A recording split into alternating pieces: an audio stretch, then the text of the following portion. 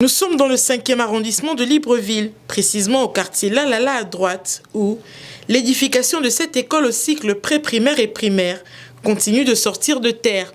Ce sont 3 bâtiments modernes, soit un total de 24 salles de classe, complètement climatisées et adaptées aux besoins de sécurité des apprenants, avec un nombre qui varie entre 24 et 30 par classe. Au départ, on était à 16, là je crois que nous sommes à un peu plus d'une vingtaine. Avec un bloc sanitaire, une direction. Oui, je crois que c'est ça. Nous sommes ici au niveau de la superstructure d'un nouveau bâtiment. L'exemple de ce qui est fini là. Donc vous avez là les murs qui sont montés en agglo de 15, qui sont supportés par des IPE de 100. Les IPE, ce sont ces fers là, qui ont subi un agencement. C'est la même chose qu'on a fait partout. Voilà.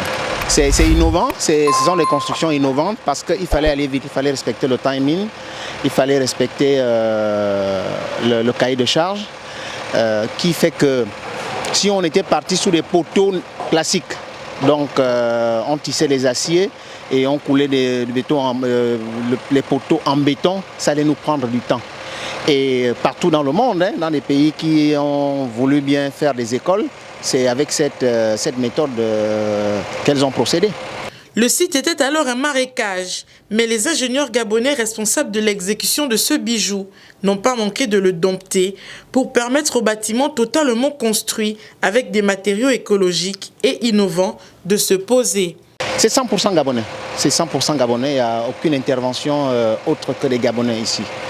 Donc ils ont fait appel à notre modeste expérience, notre modeste compétence et nous nous sommes mis au service de la nation et du groupe Lambda BTP que nous remercions. Aujourd'hui, franchement, on peut s'en féliciter. Là vous avez vu, on a commencé la phase d'assainissement pour apprêter l'inauguration tant attendue et puis voilà. Un chantier à 100% constitué d'ingénieurs et maçons gabonais, investis d'un désir de faire correspondre les standards de cette école aux modèles occidentaux, tant dans la construction que dans les enseignements qui y seront dispensés. Cela afin de permettre un apprentissage dans des conditions agréables. Ainsi donc, c'est une avancée considérable pour le secteur éducatif gabonais, qui a longtemps souffert de préjugés quant à son système qui ne favorise pas les apprenants à étudier dans des conditions adéquates.